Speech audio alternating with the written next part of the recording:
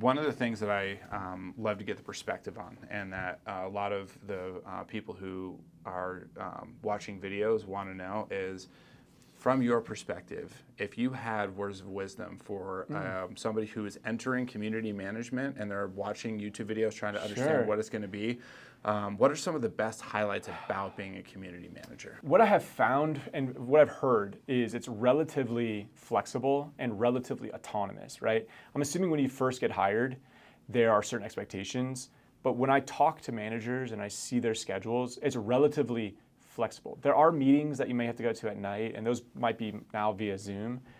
But it's not, if you're not a person who wants to, again, this is my outside in. I've never been a manager, so I don't know. And that's why I'm asking you. Okay. I want to know from the outside in.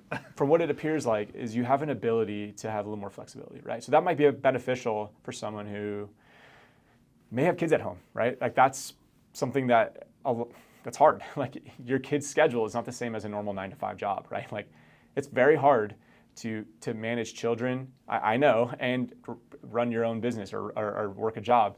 You've got to take them to school, and the school goes from at least like 9 to 3. Then you can put them in aftercare, things like that.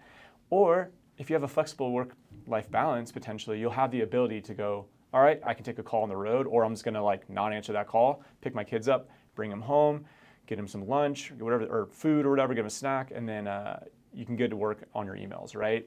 I think that's from, again, outside in, I tend to see that being a benefit, right? It really hits home for me, and the reason why, number one, I'm a parent, so it did afford me that flexibility as I was raising my children. My father started our company in 1979, and the reason that he started the company is because my older brother, along the lines of Forrest Gump, right? Like he had some disabilities.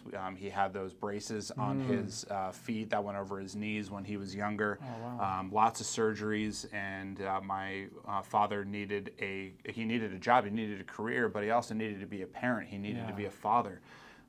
And community association management gave him that opportunity to be both. Wow. And that's amazing. Super success story, right? Yeah, so great. Being as that's where you went, like it was really resonating on this side of the table. Like I was getting tingles. I was like, that's exactly right. In my experience, it does offer that flexibility. There are times where the career is demanding. You have budget season and snowstorms that happen, and sometimes you prioritize the job over the family life. But for the majority of the year, it does offer that level of flexibility. So I completely agree. Yeah, and I think that's the thing I would encourage others if they're pursuing it, because it does seem to be a unique field where, again, please correct me if I'm wrong, but I don't believe you have to have like an undergrad degree to do it. I think I've met many successful, and this is from my experience, I've met many successful managers who did not go and get a 4-year undergrad. And they're very successful because a lot of this job is emotional intelligence, I've found. How do you deal with conflict and how do you deal with people? And I have found with some of the successful managers, they tell me they get so many emails and they get people saying things to them, but they're very good at just separating that, which is hard because I don't know if I would be good at that. But maybe I'm good at a different way because I know my stuff. If someone were to attack me on reserve stuff, I know the answers, right? So maybe they just know the answers back to the homeowner, like, oh, I'm sorry, that's, I'll call the maintenance guy, whatever it may be. But I found those successful managers are able to essentially it's not thick skin because I don't think they're they're not insensitive people. I think they just realize that that's part of the job. I'm just going to compartmentalize that aspect of it. And so when I get those kind of frustrated emails or calls or hey, I called you 2 minutes ago, why don't you call me back? Oh, okay, I apologize for that.